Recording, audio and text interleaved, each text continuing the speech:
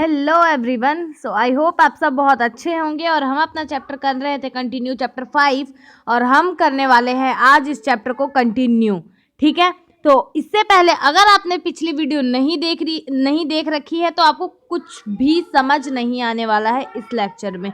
Believe me, आपको कुछ नहीं समझ आएगा। तो मेरी आपसे एक छोटी सी रिक्वेस्ट है, इस वीडियो को देखने से पहले पिछली वाली वीडियो प्लीज़ ज़रूर देखना, क्योंकि मैं नहीं चाहती कि आपके फ्यूचर के साथ कुछ भी हो, क्योंकि यू हैव टू बी। आपको हिंदी पता है बहुत इजी सब्जेक्ट है, यू विल स्कोर इजीली। तो आपको बहुत बहुत ध्यान से क्या ही करना है, आपको बस 10 से 15 मिनट की वीडियो को सुनना है और अगर आप उसे बिल्कुल सॉल्व कर लोगे तो आप like one day you will be like बोलोगे कि हाँ, हिंदी एक ऐसा सब्जेक्ट है जिसमें आप स्कोर कर सकते हो। समझ रहे हो? Sorry for that, I don't know what क्या हुआ। Okay, let's continue.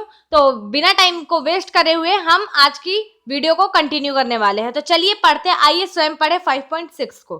ठीक है, रहीम की कविता का आस्वादन आप कर चुके हैं। आपने रहीम के दोहे पढ़ते समय जाना है कि रहीम अपने आसपास के वातावरण से कोई भी व्यवहार या क्रिया चुनते हैं और उनसे कोई गंभीर नीतिपरक बात बता देते हैं। आपने पाठ में यह भी पढ़ा है कि नीति की ऐसी ही बातें तुलसी के दोहे और चौपाई में भी मिलती है। आइए हम तुलसी के एक दोहे को पढ़े। मुखिया मुख 100 चाहिए, खान पान को एक, पाले पोसे सकल अंग, तुलसी सहित विवेक। देखिए अब ये कहना क्या चाह रहा है, यह तो आप समझ ही गए होंगे कि इस दोहे में बताया गया है कि मुखिया कैसा होना चाहिए, मुख जैसा। अब सोचकर देखिए, मुख जैसा मुखिया क्यों कहा? स्वस्थ रहने के लिए हम भोजन करते हैं, किस अंग से? क्या वह अंग केवल अपना ध्यान रखता है?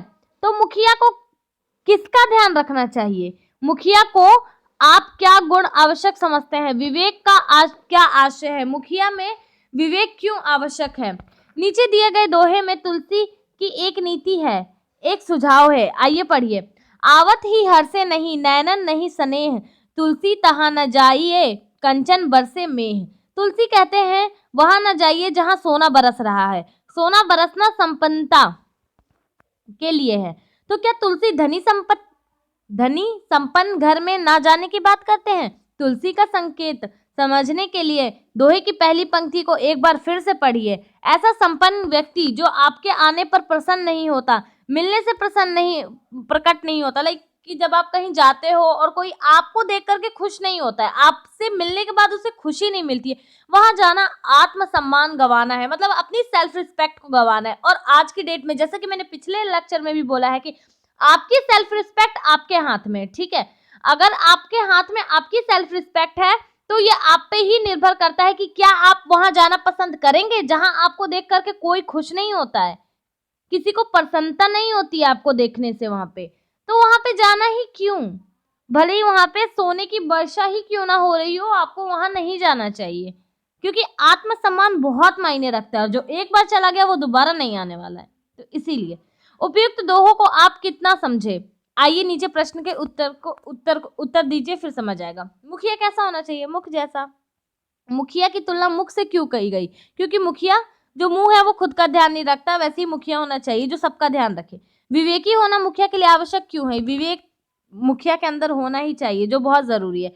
स्वाभिमानी व्यक्ति को कहाँ नहीं जाना चाहिए? जहां सोने की वर्षा हो रही हो वहां भी नहीं जाने चाहिए, जिसके अंदर स्वाभिमान होगा। अतिथि के आने पर स्वाभाविक प्रतिक्रिया क्या होनी चाहिए? कि अतिथि को देख करके मनुष्य खुश हो जाए, प्रसन्नता हो जाए, उसके आदर सत्कार करे। और अगर हम देखें तो आज हमारे जो पेरेंट्स होते हैं, मम्मी पापा के जमाने में लोग अतिथि को भगवान समझते, बोलते ना अतिथि देवो भव, आपने सुना भी होगा। आज की डेट में भी है, बट अब सब लोग नहीं मानते हैं। ठीक है, चलिए आगे देखते हैं 5.7। आपने क्या सीखा?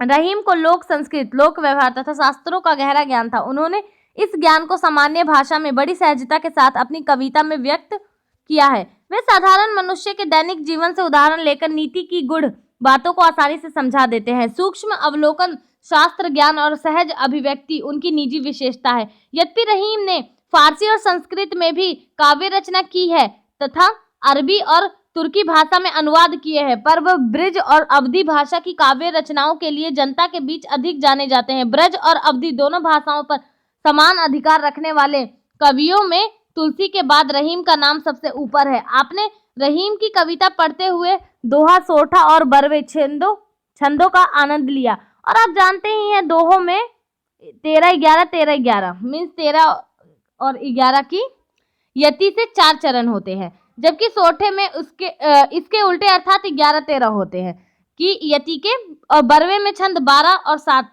यति के कुल 4 चरण होते हैं। जब किसी बात को ये तो हमने समझ लिया था, और ये पता है आप याद भी कर लेना, एग्जाम में आ सकता है। जब किसी बात को समझाने के लिए आप आसपास के क्रियाकलाप लोक में प्रचलित कथाओं और पौराणिक प्रसंगों से उदाहरण दिए जाते हैं तो उन्हें दृष्टांत कहते हैं। दृष्टि मतलब जो आप किस दृष्टि से देखते हैं, नजरिया। रहीम ने अपनी कविता में दृष्टांत को बहुत सटीक प्रयोग किया है। रहीम का समय भक्ति काल और रीति काल के बीच की कड़ी है। उनकी कविता के केंद्र में भक्ति, नीति और श्रृंगार के तत्व हैं। आइए आगे देखते हैं 5.8 योग्यता विस्तार। कवि परिचय। रहीम का जन्म 17 दिसंबर 1556 मतलब 1556 ई को लाहौर में हुआ था। इनका पूरा नाम अब्दुल रहीम खाना था। रहीम के पिता बैरम खां अकबर के संरक्षक थे।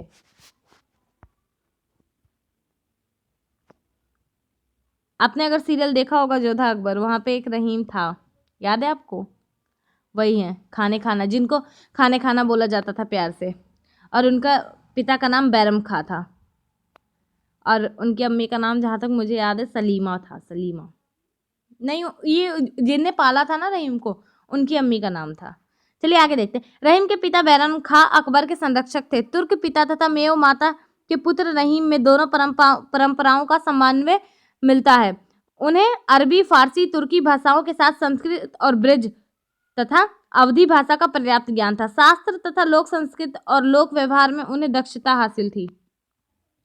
उन्हें ब्रज भाषा, संस्कृत और ये सब पता है। जो जोधा थी ना, उनके साथ वो रहते थे, तो उनसे उन्होंने सीखा था ये संस्कृत, ब्रज और ये फारसी, तुर्की, अरबी उन्होंने अकबर से सीखा था, जहाँ तक मुझे याद है। लोक संस्कृत और लोक व्यवहार में उन्हें दक्षता हासिल थी। रहीम कलम के साथ साथ तलवार में भी धनी थे। वे अकबर के मंत्री और सेनापति थे तथा उनकी गिनती नवरत्नों में होती थी।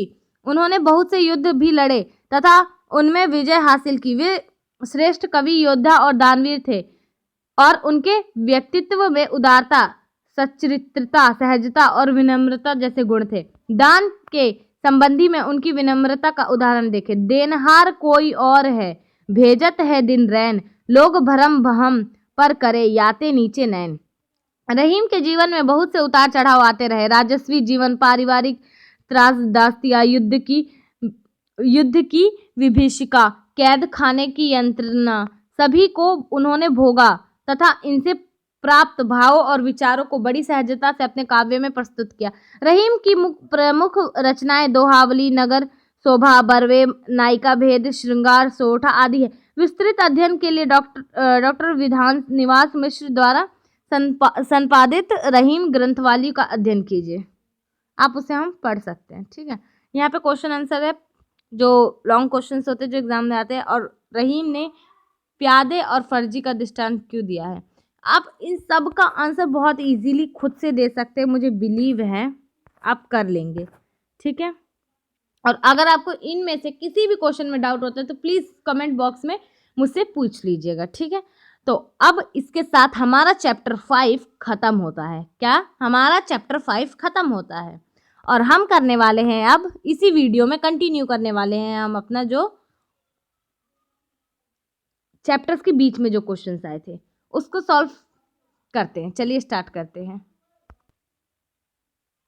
तो चलिए 5.1 पे हम आ चुके हैं, और इसको हम अब सॉल्व करने वाले हैं। क्या करने वाले हैं? सॉल्व करने वाले। चलिए क्वेश्चन को रीड करते हैं। निम्नलिखित कथनों में से सही के सामने हाँ और गलत के सामने गलत मतलब नहीं, क्रॉस का निशान लगाइए। ठीक है, तो चलिए पढ़ते हैं। शतरंज में प्यादे की चाल तिरछे खानों वाली होती है। प्यादों की चाल बात की गई है यहाँ पे नहीं होगा। यहाँ पे आप लगाइए क्रॉस का निशान।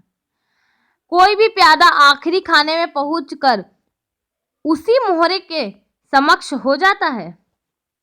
इसका राइट, हाँ बिल्कुल हो जाता है। सामान्यतः व्यक्ति आकस्मिक रूप से महत्व पाकर घमंडी हो जाता है। आपको क्या लगता है, हो जाता है वो घमंडी? बिल्कुल हो जाता है, हमने चैप्टर में भी पढ़ा है। दीपक बालने को दिया बड़ा कहा जाता है। दीपक बालने को दिया बड़ा कहा जाता है। क्या कहा जाता है? नहीं कहा जाता। ड, कुपुत्र बड़ा होने पर अत्यंत दुख होता है। सबको दुख होता है, तो ये राइट होगा। जब कोई शब्द एक से अधिक अर्थ देता है तो वह अनुप्रास अलंकार होता है। आपको क्या लगता है? बिल्कुल नहीं। जो एक वर्ड बार बार रिपीट होता है तो उसे बोलते हैं कि हाँ यहाँ पे अनुप्रास अलंकार है। सेकंड क्वेश्चन देखिए, शतरंज का प्यादा किस श्रेणी के लोगों का प्रतीक है? सामान्य श्रेणी। किस लोगों का? सामान्य श्रेणी। ठीक है, आप लिख सकते हैं यहाँ पे आंसर, शतरंज का प्यादा सामान्य श्रेणी के लोगों का प्रतीक है। ऐसे करके आप आंसर लिखिए। थर्ड क्वेश्चन देखिए, साधारण व्यक्ति अचानक ऊंचा उठ जाने पर कैसा हो जाता है? घमंडी हो जाता है। घमंड आ जाता है उसके अंदर, वो अपने आप को श्रेष्ठ समझने लगता है, उसे उसके अंदर श्रेष्ठता की भावना आ जाती है। रहीम के दूसरे दोहे में दीपक किसका प्रतीक है? दीपक किसका प्रतीक है? तो दूसरे दोहे में, रहीम के दूसरे दोहे में दीपक कुपुत्र का प्रतीक है। ठीक है, इस दोहे में बारे शब्द का क्या अर्थ है? इसमें बारे शब्द का क्या अर्थ है? मतलब इस दोहे में बारे का क्या शब्द का अर्थ पूछा गया है यहाँ पे। आप यहाँ पे बारे मतलब बचपन भी बोल सकते हो, बचपन आप लिख सकते हो यहाँ पे।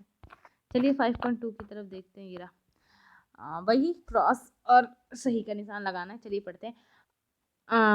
इसको हम बैक करते हैं और हम आते हैं अपने 5.2 की तरफ। चलिए देखिए, आंखों से निकलने वाले आंसू व्यक्ति के मन को दुखी कर देते हैं, दुख को व्यक्त कर देते हैं। बिल्कुल सही बात है। आंखें मानव देह रूपी घर के दरवाजा होते हैं। बिल्कुल। इस सब को तो आंसर आप पता है, बिना मतलब आप वैसे भी कर सकते हैं, बहुत इजी। राम को लंका के सारे भेद उनके गुप्तचर ने बताए थे, ना कि विभीषण ने। ये क्या लगता है आपको? इसका आंसर आप खुद दे रही होंगी बैठे बैठे। नहीं, विभीषण ने सारे राज बताए थे। प्रेम साथ रहने से ही उत्पन्न होता है। क्या लगता है आपका?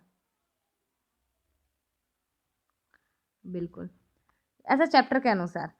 वैर जन्मजात होता है। वैर की बात कही गई है यहाँ पे। जन्मजात होता है वैर? नहीं, वैर जन्मजात नहीं होता है। किसी क्षेत्र में सतत श्रेष्ठ प्रदर्शन से व्यक्ति को यश प्राप्त होता है। यस, बिल्कुल सही बात है। व्यक्ति के हृदय के दुख को कौन व्यक्त करता है? आंसू। एक वर्ड में अगर इसका आंसर बोले तो आंसू।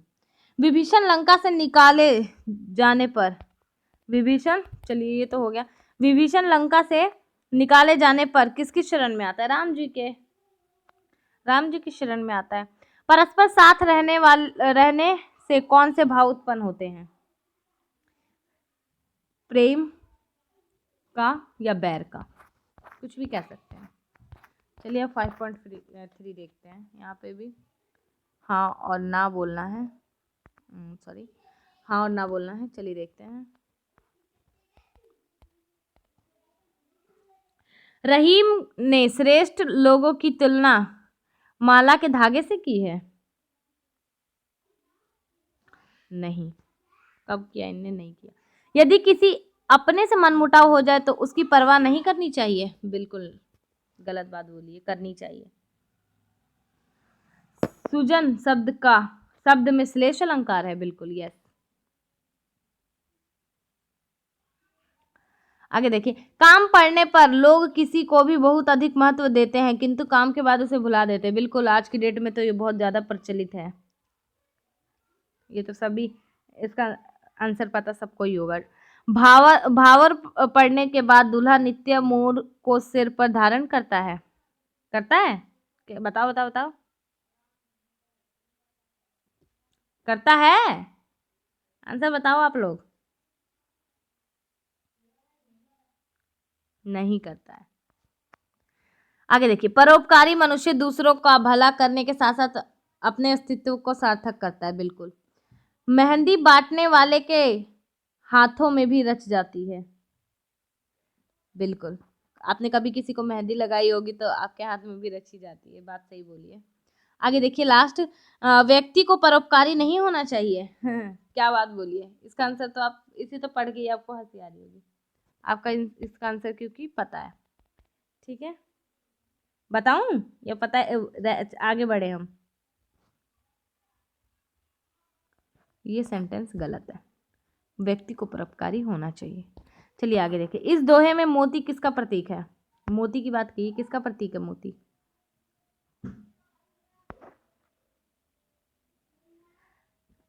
अपने लोगों का, अच्छे लोगों का, श्रेष्ठ लोगों का। जो मोती कहते हैं ना, मोती सागर में मोती मिल ही जाता है, ऐसा करके कुछ। रहीम किन लोगों को मनाने की बात कहता है? अपने करीबी लोगों को। वो रुष्ट हो जाए तो उन्हें मनाना चाहिए।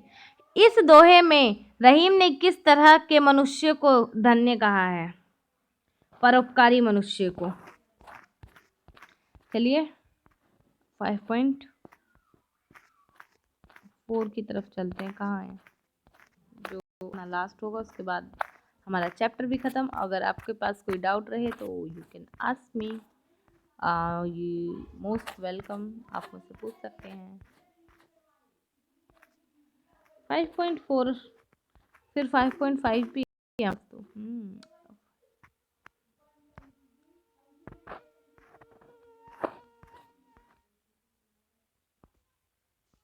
यहाँ पे थोड़ा सा लाइक ये वाला क्वेश्चन आंसर हमें करना था। चलिए मिल गया। अब हम कंटिन्यू करते हैं। निम्नलिखित कथन में से सही के सामने हाँ और गलत का निशान लगाना है, जैसे कि हम पढ़ चुके हैं। तो चलिए देखिए, आत्मसम्मान की रक्षा किसी भी कीमत पर करनी चाहिए। बिल्कुल राइट। अमृत जहर की तुलना में हर स्थिति में बेहतर है। बिल्कुल गलत बात बोली है यहाँ पे तो। चलिए सॉरी, आगे देखिए। नायिका दीपक को इसीलिए बुझा देती है कि कहीं उसका सास बेकार में तेल खर्च करने पर न डांटे। क्या बात सही है? गलत बात बोली है। पति की प्रतीक्षा में व्याकुल नायिका बार बार द्वार तक जाना चाहती है। बिल्कुल सही बात है। नायिका छतरी लेकर अपने पति के साथ निकलती है। नायिका छतरी लेकर अपने पति के साथ नहीं निकलती है। बरसते हुए मार्ग में छप्पर की छतरी छाने के लिए नायिका खुरपी लेकर घर से निकलती है। खुरपी लेकर घर से निकलती है। बिल्कुल हाँ।